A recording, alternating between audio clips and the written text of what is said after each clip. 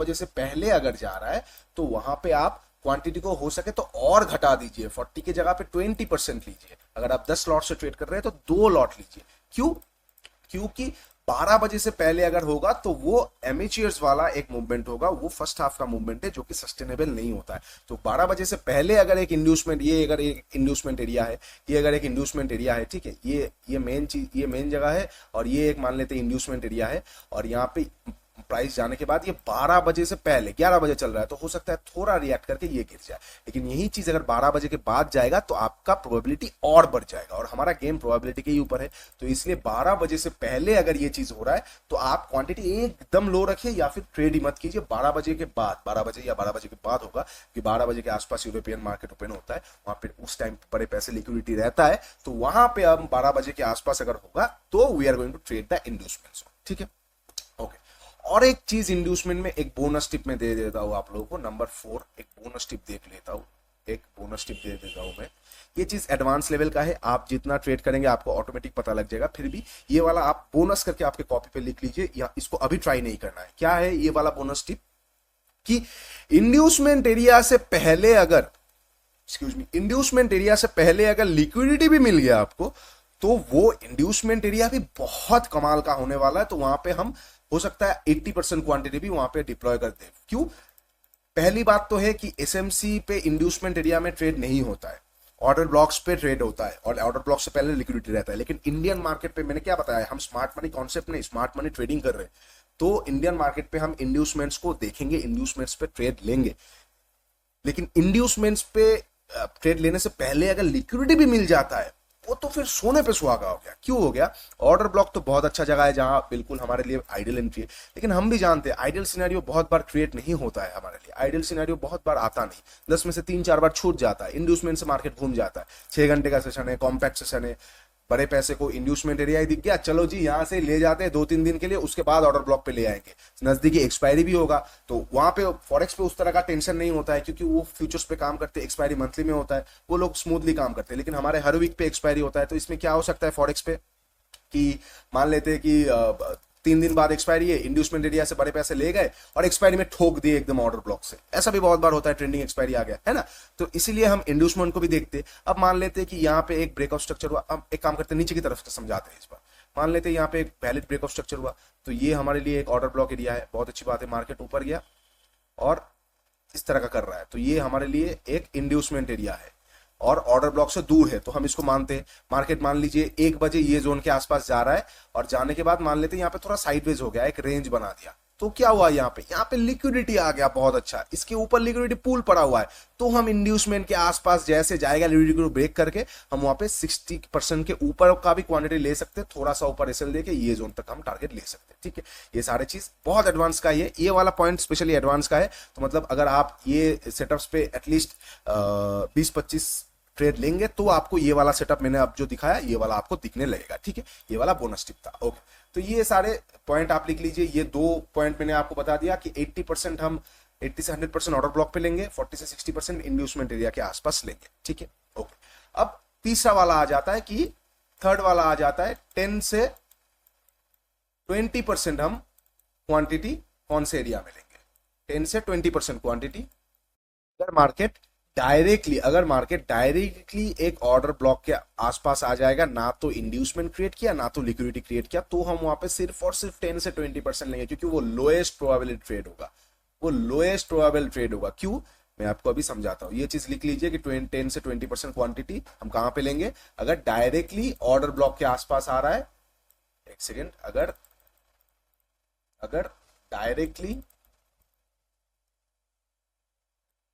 ओबी के आसपास, order block के आसपास आ रहा है, नो लिक्विडिटी, नो इंड्यूसमेंट, तो ये सिनेरियो में हम 10 से 20% ट्रेड लेंगे। ठीक है, आपने राइट कर लिया। अब मैं आपको समझाता हूं क्यों। मान लेते, ऊपर से ही दिखाते, मान लेते ये हुआ ब्रेकआउट स्ट्रक्चर, ये हुआ आपका ऑर्डर ब्लॉक। अब चेंज ऑफ कैरेक्टर कब होगा? जब मार्केट इसके नीचे चला आएगा, तभी तो चेंज ऑफ कैरेक्टर होगा ना। हो सकता है ऐसे करे, हो सकता है ऐसे करे, हो सकता है ऐसे करे, चेंज ऑफ कैरेक्टर, ये तीनों चेंज ऑफ कैरेक्टर होगा। तो अगर मार्केट डायरेक्टली ऑर्डर ब्लॉक के आसपास आ रहा है, तो मतलब यहाँ पे कोई इंड्यूसमेंट एरिया भी नहीं है, यहाँ पे कोई लिक्विडिटी भी नहीं है, तो क्या कर सकता है मार्केट, चेंज ऑफ कैरेक्टर कर दे सकता है, क्योंकि मार्केट पे इतना सेलिंग प्रेशर आ गया कि जो भी बाइंग बड़े प्लेयर्स थे वो आंख बंद कर दिए, हम देखेंगे नहीं, जो करना है करो, हम अभी यहाँ पे घुसेंगे नहीं।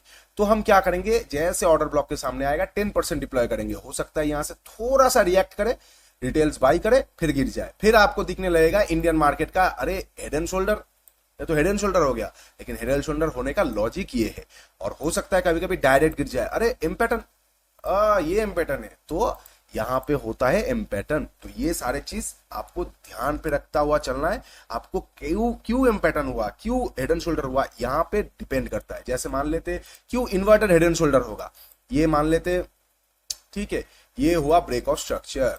अब डायरेक्ट ये एक ऑर्डर ब्लॉक एरिया है, अब डायरेक्टली मार्केट यहाँ पे जा रहा है, अरे अरे अरे बाप रे, ये तो खतरनाक वाला सिनेरियो है। तो हम यहाँ पे 10% डिप्लॉय किए, मार्केट हो सकता है थोड़ा सा रिएक्ट किया, फिर ऊपर चला गया, इसमें हो गया आपका अच्छा इन्वर्टेड हेड एंड शोल्डर। और इनकेस मान लेते रिएक्शन भी नहीं दिया, आपका डायरेक्ट एसएल खा गया, ओ ये हो गया डब्ल्यू। तो आपको हमेशा ये चीज याद रख के चलना है, ये वाला जो एम पैटर्न होता है ना, जहां पे नेक्स्ट स्विंग पहले वाले स्विंग, ये एक काम करता हूं मैं, ये वाला चीज में इंस्टीट्यूशनल वाला जो चैप्टर है वहां पे आपको क्लियर करके बताऊंगा, नहीं तो यहाँ पे बहुत ज्यादा केओटिक हो जाएगा। इंस्टीट्यूशनल प्राइस एक्शन वाला चैप्टर में हम वो चीज जानेंगे। ये एसएमसी का चैप्टर है, बेसिक्स जो हमारा ब्रह्मास्त्र होने वाला है वो, और इंस्टीट्यूशनल प्राइस एक्शन जो इंडियन मार्केट पे बहुत अच्छे तरीके से आपको कुछ चीजें देखना है, वो हम वहां पे जाकर डिस्कस करेंगे, ठीक है, ओके। तो यहाँ पे हमने देख लिया कि तीनों प्रोबेबल पॉसिबिलिटीज, कहां पे हम 10% क्वांटिटी लेंगे, अगर ऑर्डर ब्लॉक के बिल्कुल नजदीक डायरेक्ट चला आएगा without any liquidity, without any inducement, तो 10% क्वांटिटी। अगर इंड्यूसमेंट वाला एरिया के आसपास आएगा तो 40 से 60% क्वांटिटी। वहां पे भी क्राइटेरिया था कि 12 बजे के बाद होना चाहिए, इंड्यूसमेंट एरिया एकदम ऑर्डर ब्लॉक के नजदीक नहीं होना चाहिए, और अगर इंड्यूसमेंट एरिया के सामने लिक्विडिटी क्रिएट हुआ तो हम क्या कर सकते हैं, ये सारे फलाना फलाना। और नंबर 1 वाला चीज क्या था, 80% से 100% बिल्कुल लॉजिक, लीगल और बहुत अच्छी तरीके से हम ट्रेड लेंगे अगर ऑर्डर ब्लॉक के आसपास मार्केट वैलिडली आया, एक अच्छा मान लेते एक अच्छा लिक्विडिटी एरिया जोन करके क्रिएट करके आया, तो हम वहां पे अच्छी तरीके से ट्रेड लेंगे, ठीक है। इसको भी खाया, हम यहाँ पे अच्छी तरीके से ट्रेड लेंगे, ठीक है, ओके। ये हो गया पूरा एसएमसी किस तरह से ये होगा। अब हम देखेंगे एक बार इंडियन मार्केट पे कुछ चीजें और आपको जानना है जो और मजेदार काम करेगा। आपको मैंने इंडियन मार्केट पे इंड्यूसमेंट को ट्रेड करना बता दिया, ठीक है, इंड्यूसमेंट पे ट्रेड करना बता दिया इंडियन मार्केट पे, ऑर्डर ब्लॉक पे ट्रेड करना बता दिया। नॉर्मली एसएमसी में सिर्फ और सिर्फ ऑर्डर ब्लॉक पे ट्रेड करते हैं, लेकिन हम इंड्यूसमेंट पे भी ट्रेड किए, और कभी कभी डायरेक्टली मार्केट चला आया तो भी हम वहां पे ट्रेड किया। अब आपको देखना है कि जो इंडियन मार्केट है ना, क्योंकि वो लिक्विडिटी कम रहता है, तो ऑर्डर ब्लॉक जो है उसमें हमको थोड़ा ट्वीक करना पड़ेगा। क्या ट्वीक करना पड़ेगा, जो भी ऑर्डर ब्लॉक वाला एरिया आएगा, उस एरिया का आपको थोड़ा ऊपर ले लेना है और थोड़ा नीचे ले लेना है। मतलब मान लेते आपका एक ऑर्डर ब्लॉक वाला एरिया आया, लगभग 100 पॉइंट का एरिया आया, तो आपको अपर थ्रेशोल्ड 110 देना है, लोअर थ्रेशोल्ड 90 देना है। जो ऑर्डर ब्लॉक एरिया आपका 100 था, मतलब 100 पॉइंट का था, वो अब 110 से मतलब थोड़ा सा बड़ा हो जाएगा, ठीक है। तो मान लेते ये ऑर्डर ब्लॉक का एरिया आपका 100 पॉइंट का था, मतलब क्या हो गया, मैं आपको क्लियरली समझाता हूं। ये अपर थ्रेशोल्ड है 200 और लोअर थ्रेशोल्ड है 100, ये लोअर पॉइंट है 200 और अपर पॉइंट है 100, तभी तो 100 पॉइंट का ऑर्डर ब्लॉक आ रहा है ना, लेकिन आपको तब क्या करना है, 200 की जगह पे ले लेना है 220 और 100 की जगह पे ले लेना है 80, ठीक है। तो ऑर्डर ब्लॉक आपका थोड़ा सा बड़ा हो गया। इससे पता है आपको क्या होगा, इससे आपको ये आपका हो जाएगा कि आपका एंट्री मिस नहीं होगा। क्यों, क्योंकि मैंने क्या बताया, फॉरेक्स 24 आवर्स का मार्केट है, उनको कोई जल्दबाजी नहीं होता, ऑर्डर ब्लॉक जाएगा तभी ट्रेड लेंगे। लेकिन हमारा मार्केट जल्दी का मार्केट है, से 6.5 घंटे का सेशन के अंदर, 6-6.25 घंटे का सेशन के अंदर we have to complete everything. तो कभी कभी क्या होता है, ऑर्डर ब्लॉक तक जाता ही नहीं, इंस्टीट्यूट्स क्या कर देते हैं, हो गया चलो, इंस्टीट्यूट्स वहां पे सेल कर देते हैं। लेकिन फॉरेक्स पे ये चीज नहीं होता, ऑर्डर ब्लॉक से होता है। तो इसलिए हम थ्रेशोल्ड को थोड़ा बढ़ा देंगे। जैसे हम अगर इसका एक बार एग्जांपल देख लेंगे तो कैसे आ जाएगा एग्जांपल, हम अभी यहाँ पे फॉलो कर लेते हैं, ठीक है, देख लेते हैं एक बार, ठीक है, ओके। यहाँ पे तो बिल्कुल अच्छा खासा ऑर्डर ब्लॉक पे ही गया। अब एंट्री मेथड मैंने अभी तक बताया नहीं, मैंने थ्रेशोल्ड बताया कि थोड़ा बड़ा ले लेंगे। अब थ्रेशोल्ड अगर मिडिल में एंट्री कर देगा हम मिडिल में लेंगे, लोएस्ट पॉइंट पे एंट्री करेगा तो हम लोएस्ट पे लेंगे, अगर हाईएस्ट पॉइंट पे एंट्री करेगा तो हम हाईएस्ट पॉइंट पे लेंगे। मैं एंट्री मेथड आपको बाद में बताता हूँ, लेकिन मैं अभी यहाँ पे क्या बता रहा हूँ आपको, थ्रेशोल्ड बता रहा हूँ। जैसे मान लेते हैं एक वैलिड ऑर्डर ब्लॉक पर मैं आपको थ्रेशोल्ड दिखाता हूँ जहां पे रिसेंटली एक क्रिएट किया है। ओके मुझे दिख नहीं रहा है यहाँ पे रिसेंट का, मुझे दिख नहीं रहा है रिसेंट का, हर एक चीज अच्छी तरीके से फॉलो किया है। रिसेंटली जो फॉलो किया है वहां पे मतलब ट्विक्स की जरूरत नहीं, बिल्कुल अच्छी तरीके से फॉलो किया है। तो कहीं ना कहीं रिसेंट का हमें देखने की जरूरत नहीं, हम थोड़ा सा बैक पे जाके देखेंगे तो आपको पता चलेगा, थोड़ा सा पीछे जाके देखेंगे ना तो आपको पता चलेगा। जैसे मान लेते, हाँ यहाँ पे आपको दिख जाएगा, ठीक है ये वाला जोन है आपके लिए एक वैलिड ऑर्डर ब्लॉक, ठीक है ये वाला जोन है आपके लिए एक वैलिड ऑर्डर ब्लॉक, ये वाला जोन आपके लिए एक वैलिड ऑर्डर ब्लॉक। क्यों एक वैलिड ऑर्डर ब्लॉक है? क्योंकि मार्केट यहाँ पे चेंज ऑफ कैरेक्टर किया।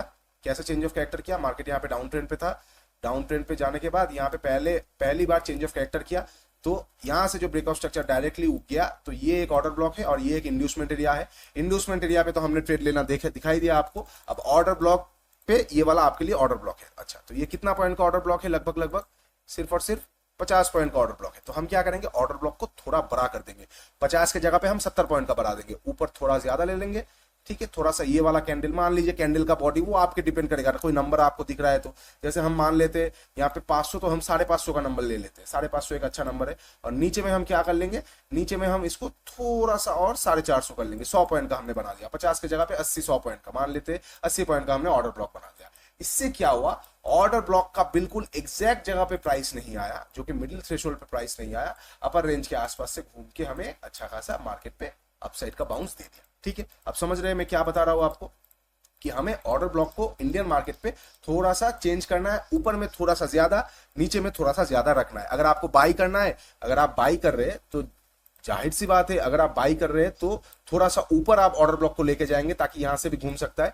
और वेरएज अगर आप यही चीज सेल कर रहे हैं, अगर यही चीज आप सेल कर रहे हैं तो जाहिर सी बात है आप सेलिंग में और ऊपर में ना देख के थोड़ा सा नीचे से आके घूमेगा तो भी आप ले लेंगे। ठीक है एंट्री वाला मेथड थोड़ा सा बाद में बात करेंगे, नेक्स्ट वाला पार्ट पे, नेक्स्ट वाला वीडियो के पार्ट पे, वहां पे हम 2 एंट्री की बात करेंगे, तो वो वाला वहां पे बात करेंगे। यहाँ पे सिर्फ और सिर्फ मैं आपको थ्रेशोल्ड के बारे में बता रहा हूँ और how it works on India market. ठीक है तो ऑर्डर ब्लॉक को आपको थोड़ा सा आगे तक लेके जाना पड़ेगा इंडियन मार्केट के अकॉर्डिंग, नहीं तो क्या होगा, नहीं तो आपको देखने को मिलेगा बहुत बार ऑर्डर ब्लॉक आपके 15 पॉइंट 20 पॉइंट से मिस हो जा रहा है। तो ये चीज मेरे साथ हुआ है ना, इसलिए मैं आपको बोल पा रहा हूँ।